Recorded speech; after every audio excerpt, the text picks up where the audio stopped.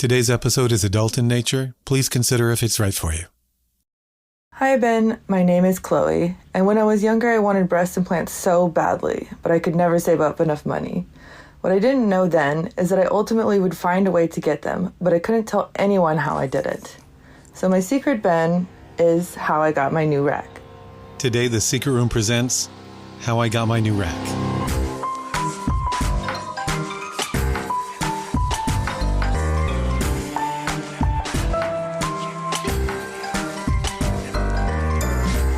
Yeah, then there would be times when I'd tell my friends, I'm gonna get a boob job before prom. I'm gonna be looking real hot senior year.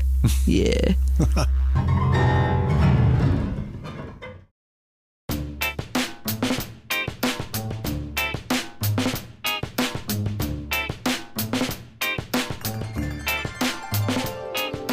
Today, my guest Chloe had one goal in mind.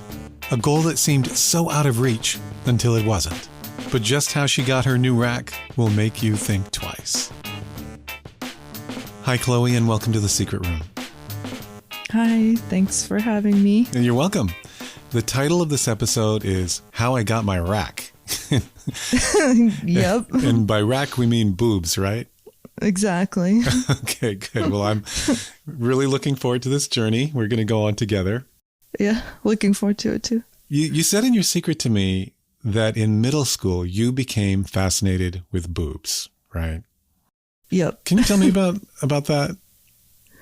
Yeah, I guess just any woman I'd see walking around with big boobs, I thought she was very feminine and beautiful and couldn't wait till I had some of my own. But then when I look at my own family, I noticed that both sides of my family, the women are pretty flat-chested. So started asking my mom about it.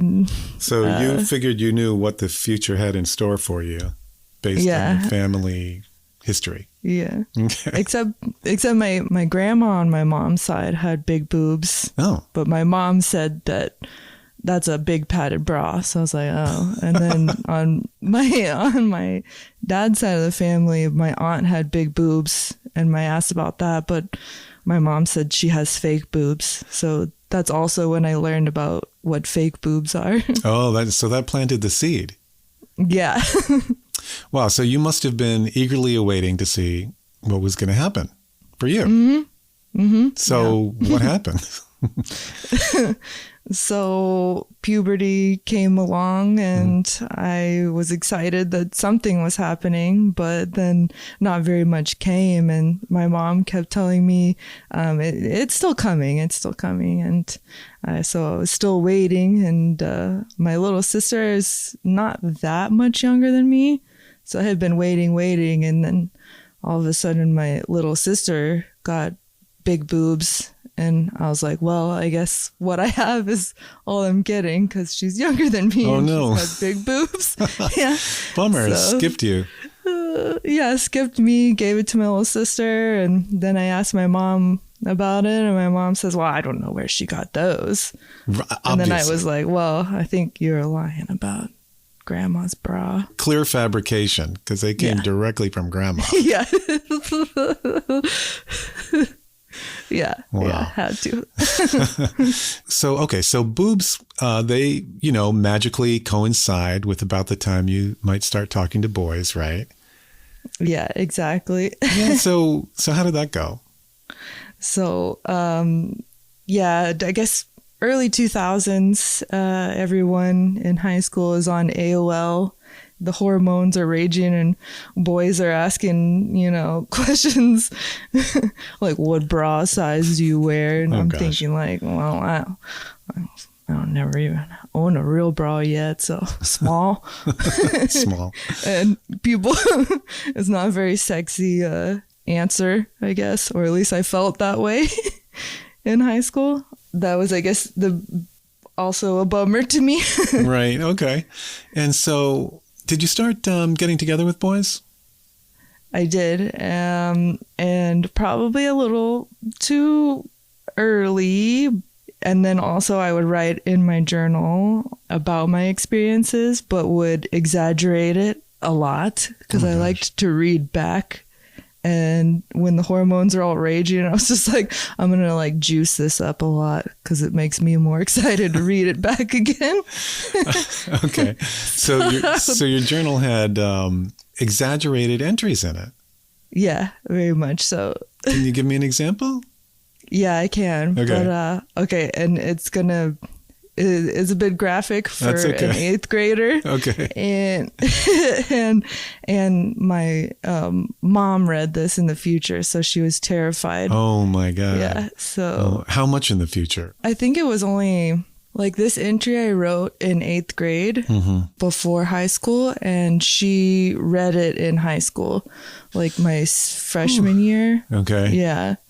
But I don't know, in my head, it seems like if I were a mom, it seems like freshman year in high school having a first sexual experience is a little less disturbing than 8th grade. I don't know why.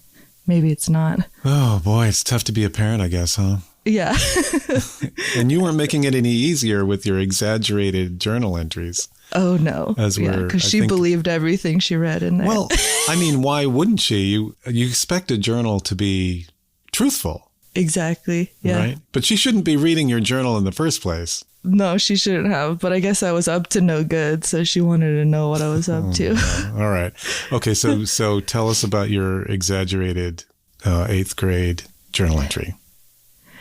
Okay, so I guess I'll tell you about like what really happened, and then I'll tell you what happened in the journal. Or Sounds like a plan. okay, Perfect.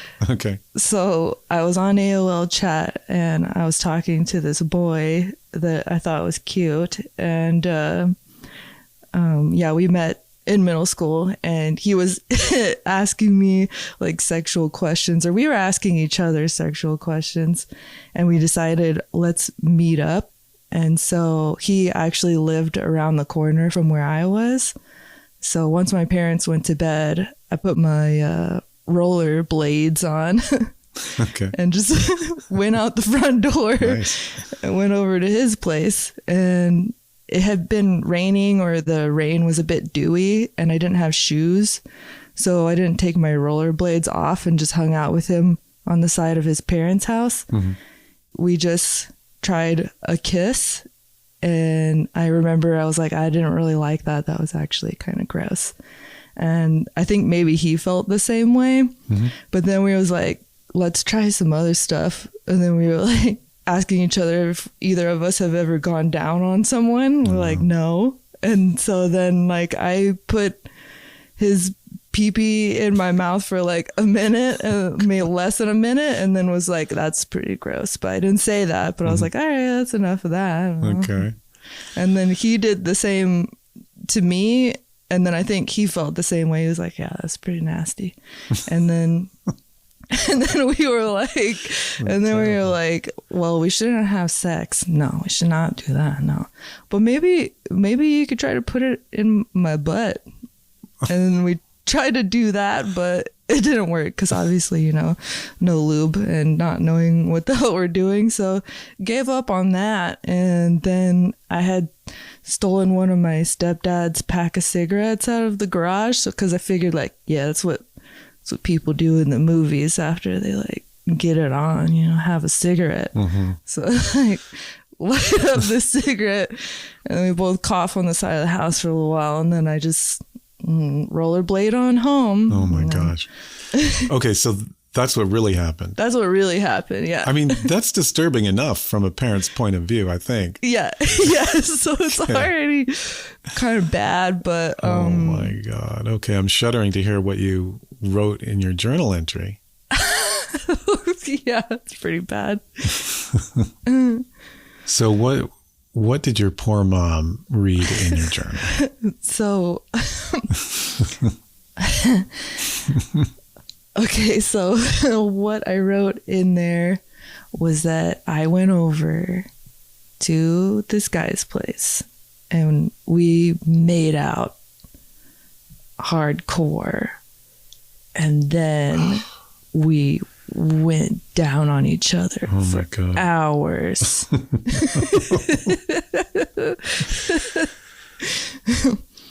And then afterwards, we had anal sex Oh my for God. hours. And we both orgasmed so hard.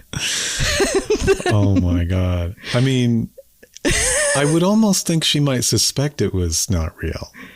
Maybe, I never even asked her what she believed Right. as like an adult, but I know at the time she was just so beyond disturbed when she read it, and I was saying it's not true, and then she was just like, oh, I don't even care what you say.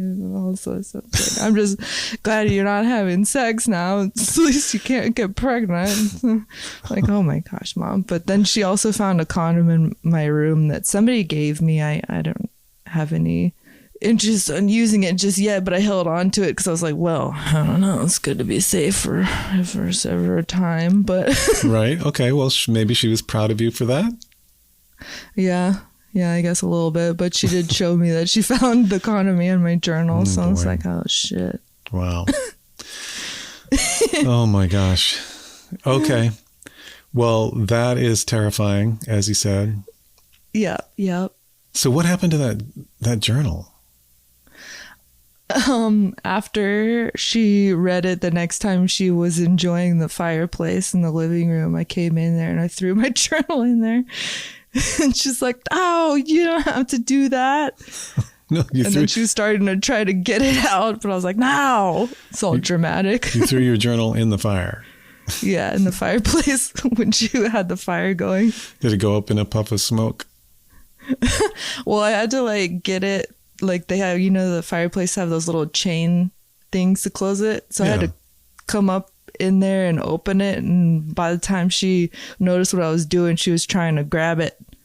So I put it in there, and then it was like already halfway on fire when she was trying to get out. So I was like, just let it burn. And then she was just cursing and trying to get it out, and then gave up. Oh boy. Okay. So all your secret exaggerations up in flames. Yeah. Okay. Super dramatic. Yeah, very dramatic.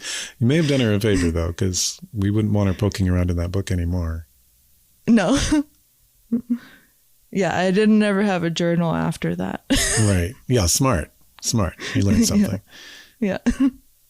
Did your parents at this point know about your ambition to have a big rack? I think my mom probably already knew since I was asking so many questions and was bummed after puberty and stuff. Right. But I didn't ask straight up for a boob job till probably high school. So maybe a little bit after I burned my journal. Okay. Oh my gosh. How'd your mom take that? I was just absolutely not. That's the most ridiculous thing I've ever heard. You're a child type of a thing. And you're beautiful as you are. You don't need anything. Yeah, it's of like, course. okay. I mean, that's the right answer, right? To an 11th grader? Yeah, totally. Yeah. But still, I was like, bullshit. And oh my God, your poor parents. I don't know how many times I'm going to say that during this interview. Just roll with me, please. I agree with it. But poor mom. And what did your dad say? Well, my parents were divorced. I live with my mom and my stepdad. And my stepdad is kind of like, I just stay out of it. And my dad is like super, super religious.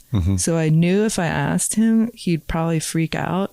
So I thought I'd ask him in like a way of maybe he'd pity me. And I'm like, I'm so like insecure about myself. And I think like it would help if I had breast implants like Auntie Norcha. And yeah, it's a family tradition, right? Yeah. Then he just like flipped out, being like, why you want to look like some sort of porno bimbo? What, you're a child? It's like, okay, that was the response I was thinking I'd get. So that didn't really work out too well. And I think there was also like negativity around breast implants on my dad's side of the family because my aunt who had it done, she worked as a stripper for a while, a long time. So I think my dad already associated big breasts and fake boobs as like bimbo lifestyle, like porno and all that kind of stuff. So my dad was definitely like, hell no. Like, okay, fine. So you've basically hit a dead end. Yeah. When it comes to a sanctioned boob job from your parents. Yeah. Okay. And in addition to sanctioning it, I guess you're asking them for money too, right? Because you're 11th grade. You don't have money for something like that. Yeah, exactly. Yeah. So what do? Are you just going to give up at this point, or are you going to look for some other way to achieve your goal? Well, I guess in that moment, I was like, it's hopeless. It's never going to happen. Mm-hmm. But then Chloe pursues a questionable way to rack up some funds. What that effort is and how she fares are after the break.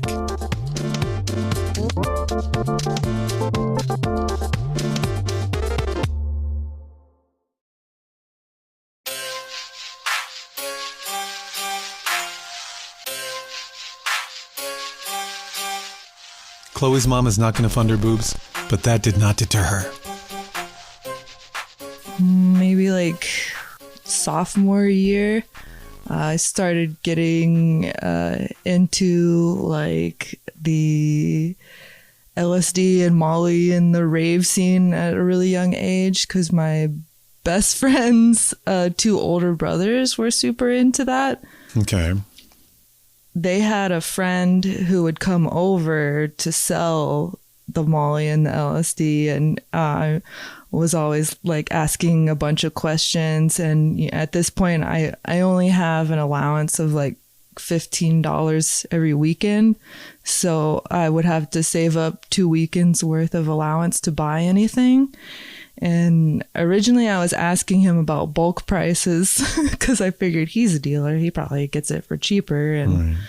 when I hook it up, I only have my allowance. How are me and my friends supposed to party every weekend if I only have $15? And then he kept thinking like, well, get out of here, kid. I'm talking to the older brothers here. But eventually after him coming over all of the time, I think maybe he thought it was funny that a little kid is being like, yeah, hook it up.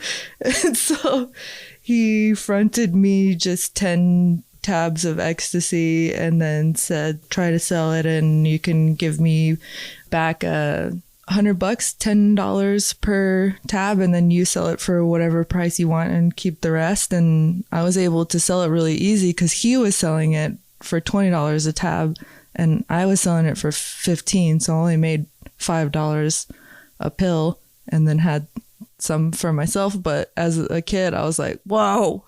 So you were undercutting your dealer. How do you feel about that? He didn't know. Wow. Oh my goodness. I'm going to say it again. Your poor parents, did they catch on to this activity? This is terrible. No, not at all in the beginning. The only thing my mom was catching on to was that on the weekend, sometimes my pupils are dilated and she didn't know what's going on, but it ain't right. She had an idea, I'm sure. Yeah, so that's when the starting to try to buy the drug tests came around. Okay, so before that, you're making a few extra dollars. Were you planning on using this money toward saving for a boob job? Yeah, that thought came up after he started fronting me the LSD too on the blotter paper along with the ecstasy. So then I was doing like a little bit better with both of those combined and was actually able to save a little, and then was thinking, yeah, maybe I can do this. So by the time I got my driver's license, and my mom was like, you have to get a job now. And I did. Had a few jobs, typical teenager where you're like, this job sucks and you just don't show up anymore. Okay. And awkwardly come in and collect your check later. Right. But that little money plus the selling of the LSD and ecstasy was, starting to accumulate a little more. So I was like, yeah. Okay. Maybe I can do this. So you're saving money for boobs between your LSD and ecstasy dealing and whatever odd job you can work as a teen. Exactly. And I had like no idea on like, typical teenager not thinking about it. Like if you actually did save up the money and how are you going to get it done and recover without anyone knowing? Yeah, that's something I guess you'll deal with later. Yeah, I was like, yeah. Can hardly wait to find out how this all works out. Yeah. So you said that your mom got some drug tests. She was onto you? Yeah. Well, my little sister was not really into the drug scene, party scene at all. I mean, she would drink alcohol occasionally, so she always had clean pee. And so when my mom would threaten me with it, I would have my sister pee in a cup and hide it behind the toilet. Okay. So that when I come in there, I could use it. But sometimes my mom could tell because it wasn't that warm anymore. Oh, boy. Did your sister get in trouble for aiding and abetting? No, actually she didn't, because my mom was like, your little sister is innocent. You bring her into this.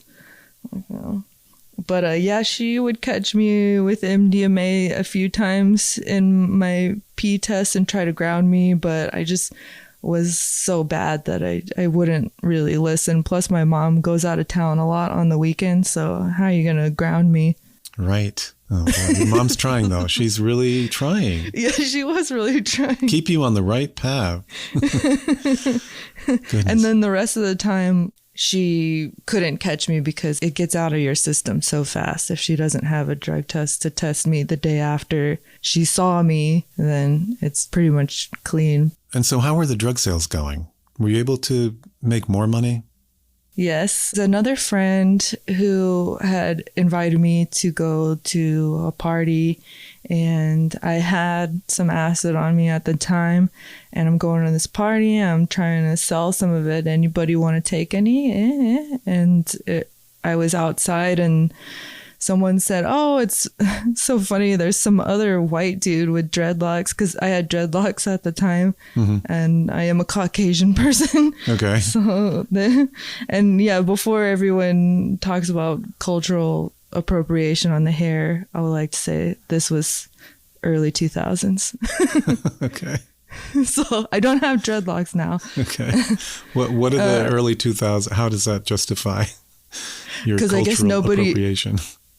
I had never heard of people talking about cultural appropriation with hair until way after the 2000s. I see. Okay. Unless maybe I wasn't hip to it then. Okay, so you had dreads. Yes. And there's a dude with dreads.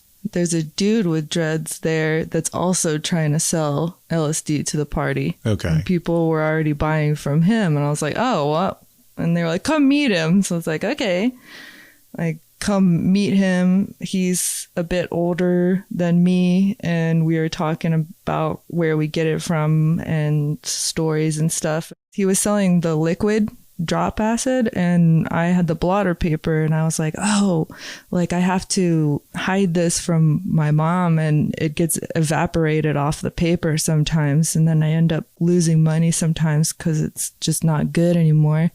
And he was showing me the vial that he had, and they put it in a like I had typically seen back in the day, they put it in a sweet breath dropper, like a mouthwash type of a thing. Okay. You know what I'm talking about? Have you ever seen those? I've never seen Sweet Breath nowadays, but I did back then. I have not seen that particular brand, but I think I know what you mean. It's just like a thing you buy in the store that's got some liquid in it, kind of like an eyedropper.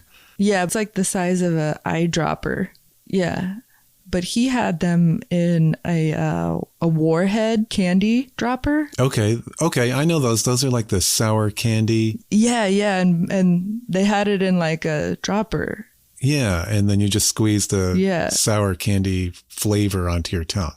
Yeah, exactly. Okay. And he thought it was funny because he was like, oh, if you had this kind, your mom would never know because it's a candy. Right, good camouflage. Yeah, yeah, exactly. Because my mom actually had taken acid before, so she kind of knows what the blotter paper is. Okay. So I had to hide it from her. Mm-hmm. And so when he said, oh, I can front you a vial, and you can get back at me later. Then I was like, whoa, amazing. And it was for a way cheaper price than what I was getting it from. Yeah, from the other guy. So you've got a new dealer, which means your margins are going up. Yeah. Because you're getting better prices from him. Exactly. And then I'm also being a dumb teenager, and I'm not only like selling to my friends anymore, I'm just walking up to everyone at parties and giving out my number. Oh, wow. How'd that go? I mean, were people receptive, or did some people look at you like, get the heck away from me? Surprisingly, no one did. If they did, then maybe I didn't even realize it. Right. Because a lot of people would be like, no, thank you. I've never taken it before. It sounds scary. But then other people would just be like, hell yeah, I'll get your number. So, all right. So you're starting to ramp up your business a little bit. Yeah. How much were you making at the top of your game? It would range anywhere from like, it was like a few hundred a week. But then around Halloween and New Year's, it would be like over 500 in like just a few days, like up to $1,000, which as a teenager, you're like, well, I'm rich. Yeah, in the early 2000s too. In the early 2000s, yeah. Pretty good money for a teen. Yeah. So what were you doing with your money? Were you socking it away for boobs or spending it on stuff? I was hiding it. And then also I was spending it. And then my mom started catching on to me because I would buy like a lot of clothes. And I also was working at the mall at one point, and I had a 50% discount from Charlotte Russe. Okay. It's a young ladies' clothing store? Yeah, yeah. They might still exist, but I don't know. I'm not really sure.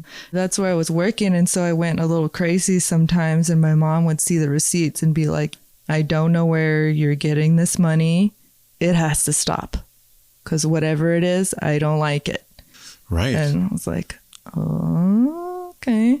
So I have to ask you, if you are busy spending all of your ill-gotten gains on clothes and whatnot, what has happened to your plan to save money for boobs? Well, it kind of went up and down, where I would save a good amount of it, and then I would get kind of in trouble with my mom and be afraid that she's going to find my stash of money. Okay. And then I would do stupid stuff. Like, even I had a boyfriend at the time who was kind of a turd, and he would need help with his rent. Even though I wasn't living there, he was like quite a bit older than me, and I would like help pay for it. Okay. It's like really stupid. Did you ever get any of that money back? Oh, no. That's nice of you. Nope. But yeah, then there would be times when I'd tell like my friends, I'm going to get a boob job before prom. I'm going to be looking real hot senior year. Yeah. And then I'd be like, yeah, you have to buy more so that I can save and get it. And then people would try to buy more if they were my friend. Okay. Like, yeah, come on. So you've got a goal. Where did you hide your money in your room? There was like this dresser type thing that was in my closet. And it was kind of screwed into the wall so that it wouldn't fall over. But there were little gaps behind it, and I could just put the money in there. That way, if my mom decided to search my room, I knew she wouldn't unscrew the cabinet from the wall. Clever. Yeah. But I also had a bank account that my mom opened for me, and she wanted me to put all of my checks from work in there because she's, trying to teach me to be responsible, but she also can watch it. That's why when sometimes she'd see receipts, she could check my bank account and see that it wasn't really decreasing as much as how much I'm spending. And so she was like, what is happening here? Right. Yeah. Okay. So she's got a clue that something's going on. Yeah. Yeah. Did she ever catch you selling? Uh-oh, this could derail everything. We're going to hear just what Chloe's mom found out after the break.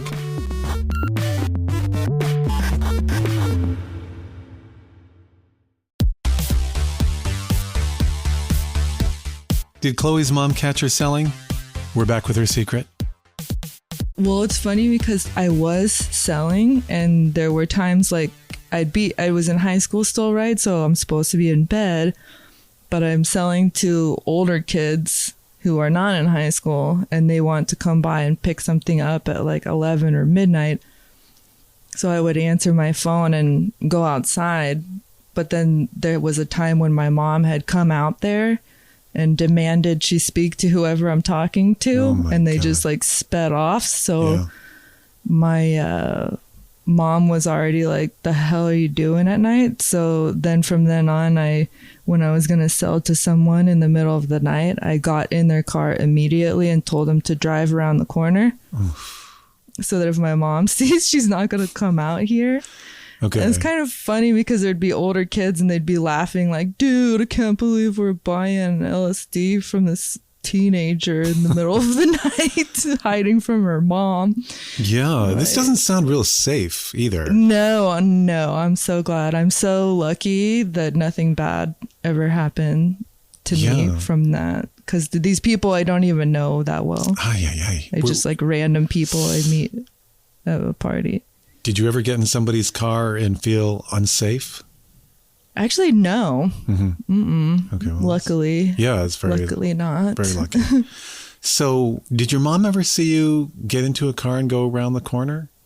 Yeah, and then I'd get dropped off and come inside, and then she'd be livid and like... I would say. I don't know what you're doing getting in boys' cars in the middle of the night, coming back right away. Where's this money coming from? Why are you with these boys? And so she's just thinking that like the money's coming from me doing sexual favors or something. And then also probably with the journal being sexual at an early age. So she's just like extremely disturbed. So she thinks you are selling your body. Yeah. She does not think it's drugs. No. Did she say something to you specifically?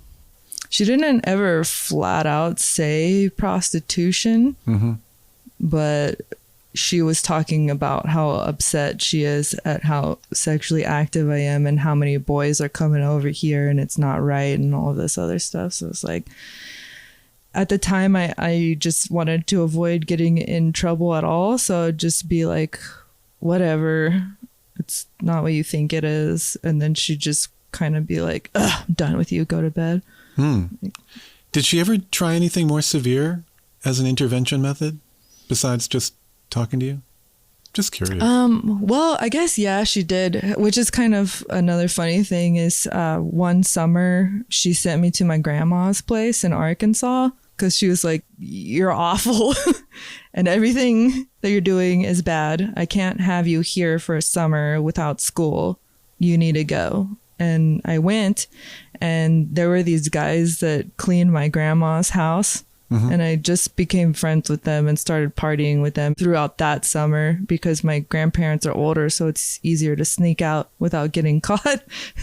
So it really wasn't much of a discipline or straightening out like my mom thought it would be. Right. So did she ever learn that, no, you were selling drugs and that your journal was partly imaginary? You know, as an adult, I've apologized to her for a lot of things. Oh, that's good. And poor mom. Yeah.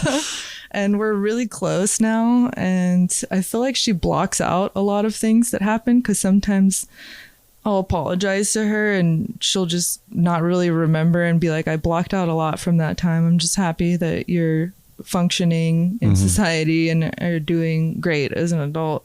But I did tell her that, like, you know, back in the day, I was not prostituting. I was actually selling ecstasy and acid. So much better. And she just gave me an eye roll and then a sigh and was just like, oh, because that's so much better. Yeah, exactly like what you're saying. And she was like, well, and then it's again with the like, I don't like to think about those times. I'm just glad you're doing fine now.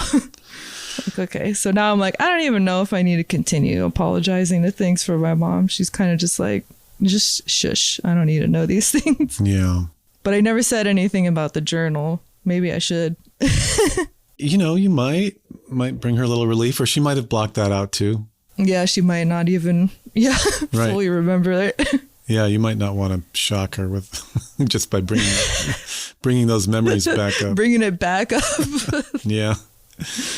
Now let's see. I do want to get back to the boobs because that's why we're all here. But I was wondering, if there were any, because this life you're leading is, kind of a bit on the edge. And aside from selling in cars to kids outside your mom's house, were there any other risky situations you got into while dealing? Yes. So this was a little bit after high school. I did so terribly in high school that I had to go to community college while still living at my mom's place for a while, because it's like if you get a certain amount of classes under your belt, they no longer need to look at your grade point average in high school to apply to a university. Okay. So I was going to community college. I was still selling the LSD or the liquid kind from that one guy, and I got accepted to university. So it was kind of like about to stop doing this, because by that time I was thinking like, wow, I can't believe I've gone this far without getting in trouble. I should probably not do this anymore and be good and like study and stuff. But around that time I was coming to get a vial, and the guy that I used to get it from, he went to Austin, Texas, and he was going to start making it there with somebody else. And he was sending it in the mail to this couple's apartment, and they would front it to me. And I went there, and she told me that the guy in Austin and some other people are getting in trouble over there, and that she's just trying to get rid of everything she has. Watch out for yourself. And yeah, she's kind of done. And so I left being like, well, it's perfect timing because I'll just sell what I get from her and then I'll be done as well. But then I heard from one of her good friends that her boyfriend got caught selling, and that they got into her apartment and her boyfriend were arrested, and that I should watch out. So I was like, okay, well, I don't have to pay her back for that vial because she's arrested and I'm leaving. So I was like, well, party. I don't need to sell this. All my friends, let's have a last hurrah before I leave. Let's all trip like crazy. And so we all go wild for a long time. And then I leave. I go to college, and on campus I find someone else who's selling acid. Of course. And I buy some from him. And I see that he has the same Warhead bottle dropper. Oh. And it's got this like specific little notch on it. Same dealer? That's what I was thinking, because they would mark with like a blue marker on like where to fill the liquid up on it. So I told him like, shit's going down. And that looks like the same stuff. And he was like, oh, well, good to know, but kind of like, whatever, like probably not happening to him. And then it was just maybe like a month later, I tried contacting him, and he was like, don't contact this number anymore. I do not sell, like, don't contact. And I was like, oh, that's weird. Oh, and also that same thing happened when the guy in Austin got in trouble and that girl told me about it. I right away text him like, what's going on? And he did the same thing, like, do not contact this number. So I was like, oh, I don't know if maybe that's what happens when you've already gotten in trouble and lawyers tell you to say that. I would think maybe not respond at all, but I don't really know. But yeah, so I don't know if he got in trouble. And I just took it as like, I guess they're just really cracking down. But then I later heard from like a friend of a friend that the reason they were really hardcore cracking down was because it was not real LSD. It was synthetic. And someone in Austin, Texas had died. So. Oh, that's terrible. Yeah. So thankfully, I also didn't give anything to anyone that made them die. Yeah. I mean, that's a real wake-up call. Did you feel you dodged a bullet? Oh, yeah. Yeah. I was like, whoa. Yeah. Whoa. Yeah. Did that get you out of the drug selling world? Yeah. So my dreams of a boob job were completely dead. Oh, no. Because one of your income streams has gone away. Has gone away. And now all of the money that I did have was, college. All right. So you go to college and you do not have big boobs. Nope. I'm going to college, not hot, in my opinion. It was plenty of hot girls with tiny boobs, including myself, but that's how I felt. Yeah. All right. Because I thought I was going to be hot by senior year in high school, but with my big boobs. Right. But you were not able to acquire them. No. Okay. All of the fast cash you've made during high school is gone. And so you're graduating, you're on to university again without new boobs. Mm-mm. How was your first year at college? Oh, yeah, funny because I was thinking like this is going to be a fresh start for me. I'm going to be really good in school. I'm not going to be bad. I'm not going to party. And then immediately I was on academic probation my first semester because I was partying so hard. I just was having a hard time making it to class. So you can imagine my mom's disappointment. Continued disappointment. Yeah. It is. Oh, your poor mom. The whole time of my teenage years and my early 20s was just like, damn. Yeah. But I did get my shit together after that because my mom was like, she wasn't 100% paying for my education, but she was helping a lot. So she was like, you're cut off if you don't get your shit together. Okay. So that was motivation for you because you wanted to go to college. Yes. And I did want to finish. Okay, great. Then I was not on academic probation after my second semester. So. Oh, bravo. So you cleaned up your act. Shit together. Yes. And so I take it that also means you're not selling anymore. No, I wasn't selling anything in university. So how are you making money? Summer jobs, waiting tables, and student loans, going into debt. I didn't even think I could qualify for grants because I thought grants are for, people who make really good grades or are really good in sports or something like that. So I didn't think to apply for the grants until the summer before my senior year. So you applied for grants. Did you get any? I did. And it was interesting because all this grant was it was trying to encourage people over the age of, I think it was 22, that it's not too late to go to school, that you don't have to go to school right at age 18 after high school. It's not too late. You can come. And you would think that would be for people who aren't already in the school, right? But I was already in school and I thought I'm totally not going to get this, but I was applying to everything at the time and they actually gave me that one. Oh, okay. And I was like, really? It's I have only one more year till I graduate, but still I was like, okay, cool. Great. How much money did they give you? It was $11,000. Okay. That's a huge help. Yeah. And they put it on this university debit card. So you can't go out to restaurants. You can't spend any money on it unless it's to the university bookstore or the university website to sign up for your classes. So that's to keep you from spending the money on things like boob jobs. Exactly. All right. So you must have thought of that, right? You were thinking, did you see an opportunity when you got this money that hey, maybe this could fund my boobs? Well, actually, at first I was like, oh, okay, that's a bummer that I can't spend it on anything other than the school stuff.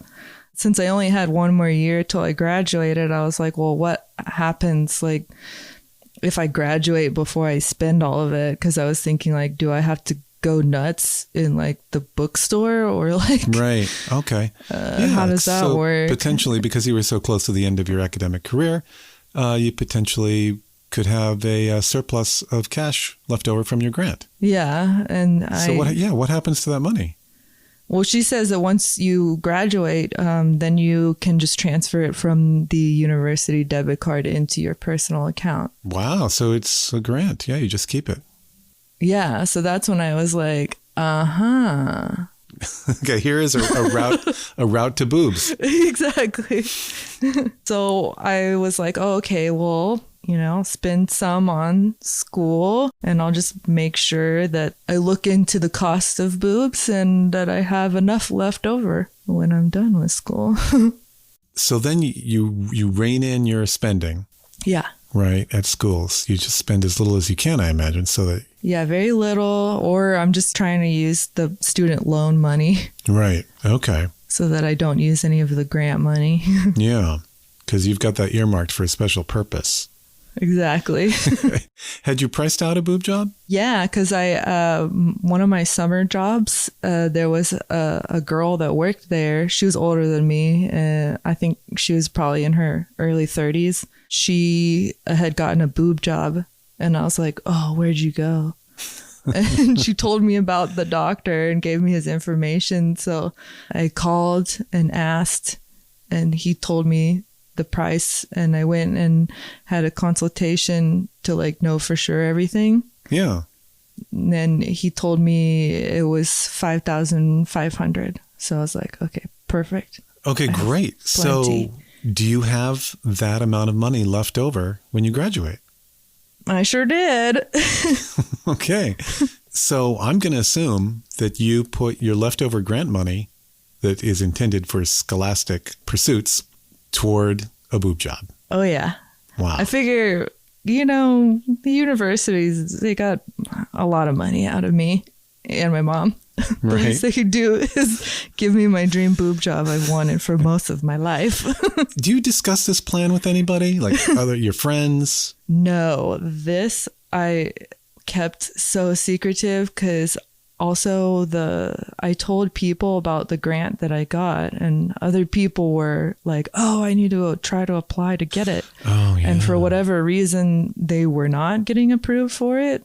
And then they were getting so mad, almost mad as if it was my fault that they didn't get it. Right. So it was just wow, okay, this is definitely, I can't even tell my close friends because juicy gossip like this could never be kept a secret. Right. And your friends could potentially be quite mad at you because they all want and need this grant money, the same grant that they've applied for to help them in college. And here you are splurging on a boob job with those funds. Yes. Okay. So I was like, no one can know about this. No one can know. All right. So how soon after you graduate do you schedule your surgery? Just I think a month afterwards. Just right. You are ready to go. Yeah. I'm like, let's get this ball rolling. You're like, I've got my diploma, and when I get new boobs too, yes, then I'm ready to face the world. Exactly. So somebody's got to know, right? I mean, you've got to go to surgery. Yes. The answer might surprise you. We'll be right back.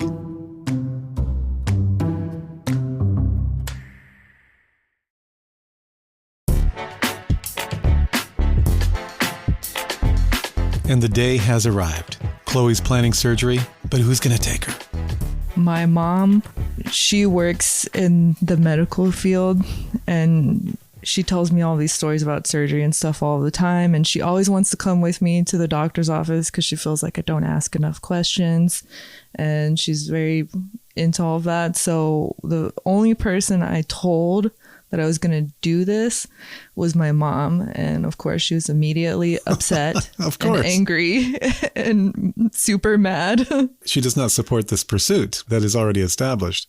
No. And she sent me a million emails of boob jobs gone wrong and infections and all this other stuff to try to scare me into not doing it. But no, okay. I'm not scared of that. So it sounds like your mom had been with you to the hospital before. Yes. Okay.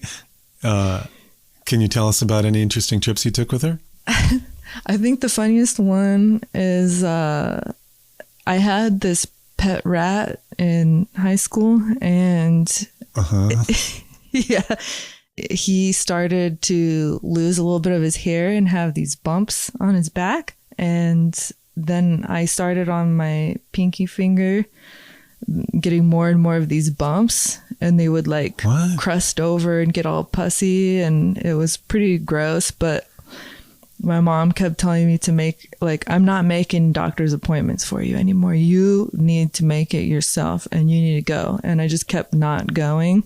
Oh my God. Yeah. I was like, it's not a big deal. And my sister would like point out my finger and be like, that's gross. But I'd like touch her with it or like put it in my mouth to like gross her out more. And my mom kept getting irritated by it. So my mom made me an appointment. And we went, and the dermatologist took a little sample, and he told us that it was the Black Plague.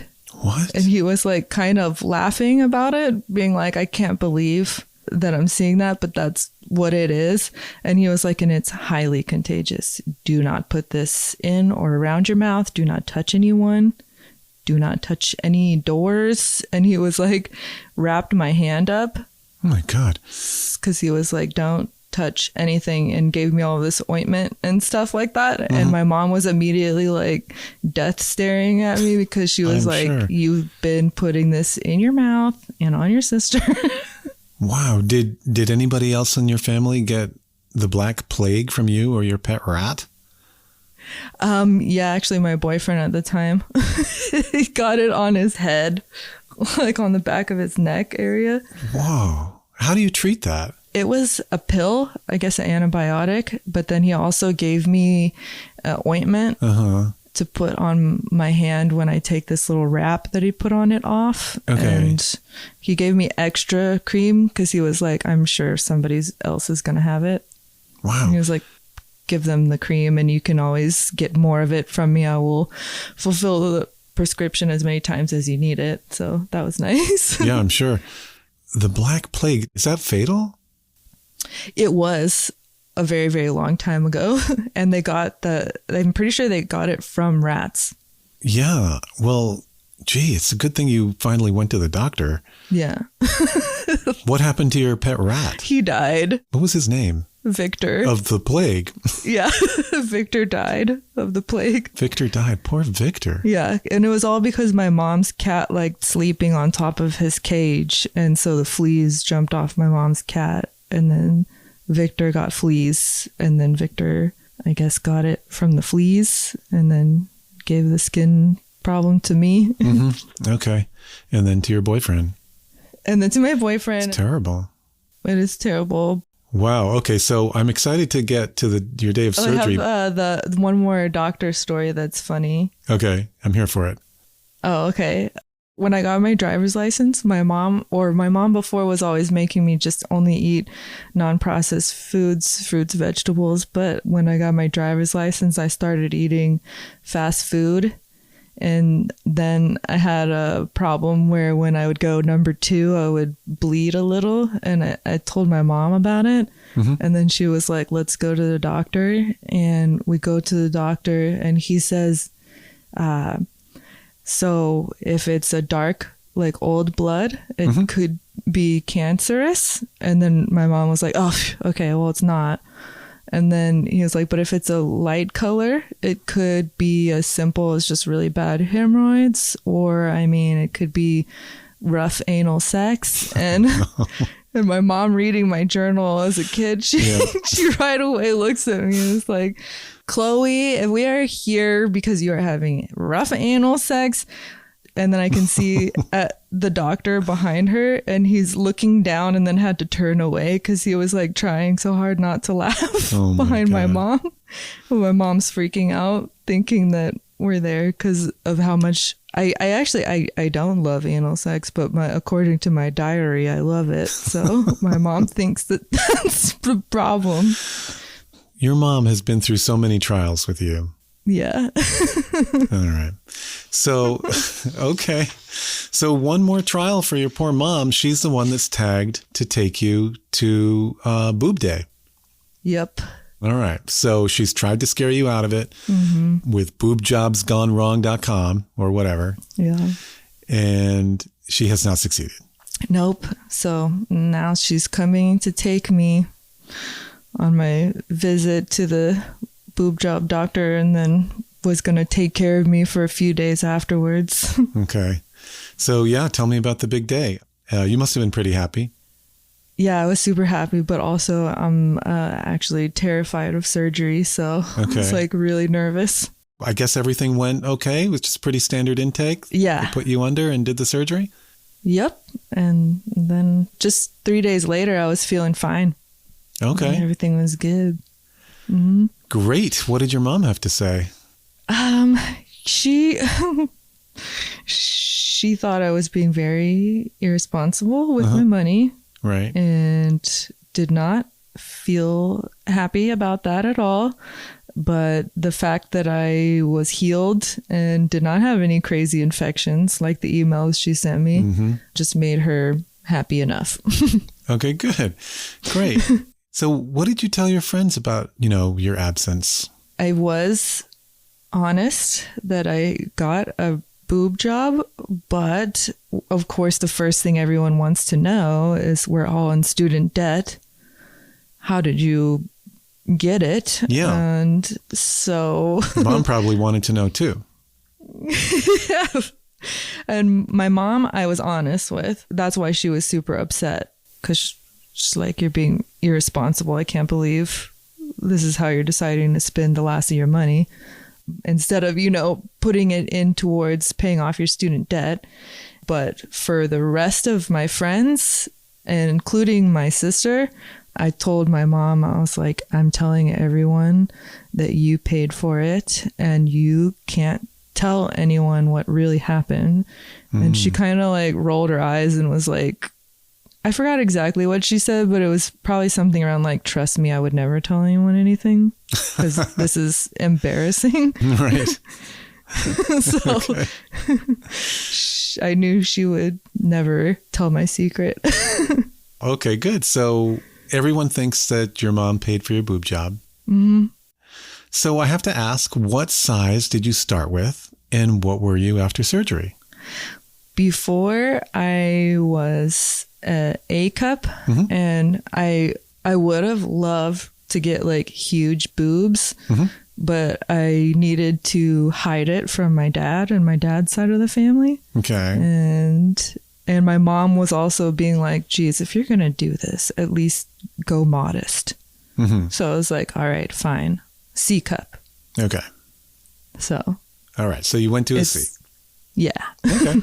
And so are you happy with it? I am happy with it. Yeah.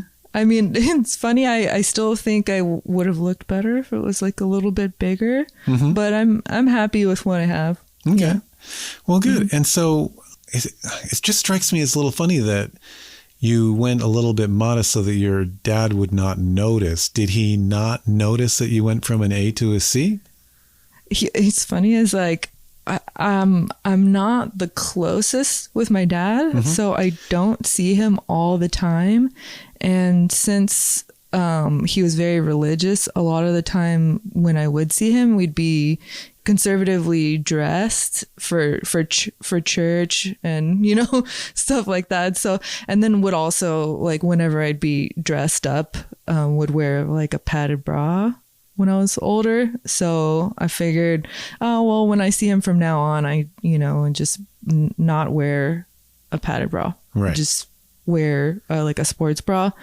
And he never noticed. It was only like one time when we were swimming, because he has a pool at his place, that he asked if I gained weight. Oh my gosh. And you said, I said, yeah. Yeah. Okay. So I could tell he was probably just like, did she gain weight in her boobs? It's funny. Did the truth ever come out that your mom did not pay, in fact, for your boobs? Well, but still to this day, most people don't know the university grant paid for it. But it was funny because I love this podcast and I always thought, I wonder if I have a secret to share. I was like, not really. But then it was just like a few months ago that I forget exactly what my sister was calling about, but she, I think maybe was wanting to ask my advice on like borrowing money from mom, or she was like, well, I mean, because she paid for your boob job. So I was thinking like, well, That's right. Your sister needs her share. She could pay for this. Yeah. So I immediately was like, where did you get that information from? Because I was like, no. Well, you told her that. Well, yeah, I know. And I totally forgot. Like the secret was like so like tucked away in my mind that I completely forgot that it existed. So when she was saying that, I was like, no, false. Right. And then she was like, what do you mean? And I was like, Mom didn't pay for it. And I was like, why do you think that? And she's like, because you told me that. Oops. And I was like, oh, yeah. Oh. So did you fess up? I did, yeah. Okay. And it was weird because she didn't even think it was funny or anything. She was just kind of like, why did you lie about it? And I was like, well, duh. And I explained like the whole situation. Everyone would not have been able to keep that a secret. Right. Who knows what would happen if the university, like someone ratted me out. Maybe I'd have to pay it back. I don't know. Right. Oh my God. Yeah. Yeah, you don't want to be on the hook for $5,500. No, I don't want to pay that back. No way. How did having a boob job then impact your happiness and your self-esteem? It helped my self-esteem a lot. And, you know, it's funny. I always thought when I was little that women with big boobs, they not only look more feminine, but they like, maybe they just feel really feminine. And I thought I would feel that way, but I actually just feel exactly the same. Right. So that's really like great, I think. Because I thought I looked good with the small boobs too. I just would look better if they weren't small. It's a personal preference, right? Yeah, yeah. Yeah. Is it something you recommend for everybody? I mean, I think that, how do I explain it? I feel like you should not get it if you're actually insecure, but you should get it if you just see it as a little improvement. You know what I mean? Yeah. It's a personal decision. Yeah. Because I feel like there's a lot of body dysmorphia and people can get super caught up in plastic surgery when they have that. But I feel like if you're good with the way you are and just see it as a little improvement, then nothing wrong with that, right? Of course not. I mean, if it's something you want to do, you should do it. No harm. Yeah. Yeah. Have there been any downsides to having a boob job? To having a new rack? No, not at all for me. Zero. Zero. Okay. So it's just all about self-esteem. Yeah. Yeah. In other words, you're doing it for yourself, not for somebody else. Yeah, yeah, exactly. Yeah, like just I feel better and sexier and just, yeah, all for me. What is your advice to other women who have small boobs? What my mom says is totally true. You're beautiful as you are. I did feel that way about myself. The boob job was just an enhancement for what I wanted. Not because I needed it, but just because I wanted it. For me, not for relationships or men or anything, just because I want it. Yeah. Understood.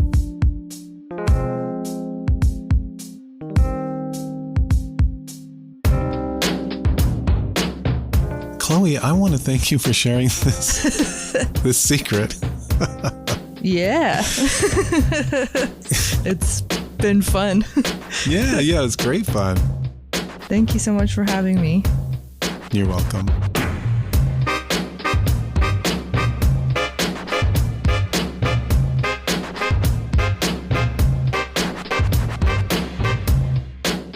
Chloe's circuitous route to her new rack took her through a drug-addled adolescence, and then to a determined scholastic pursuit at university, and ultimately to an unexpected windfall that funded her dream.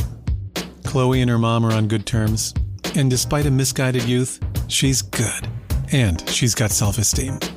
If you'd like to see pictures of Chloe, head to our social media accounts on Facebook, X, and Instagram. Our handle is @SecretRoomPod. Remember Zane and his intergalactic adventures in episode 215, Digital Heist? On the next Unlocked, Zane's back and he brings his mastermind brother Dan with him. Dan continued the mission after Zane bowed out for an even bigger payoff, and he is here to tell us all about it. Join me, Susie Lark, in just 1 week for the next Unlocked. It's our premium edition of the podcast, available with a free trial on Apple Podcasts, Spotify, and patreon.com/secretroom. Thanks for downloading your favorite indie podcast that could. If you have a secret to share or you want to check out some sponsor codes, please go to our website, secretroompod.com. Production support from Susie Lark and Luna Patel. Our music is by Breakmaster Cylinder. This is The Secret Room, a podcast about the stories no one ever tells. I'm Ben Ham.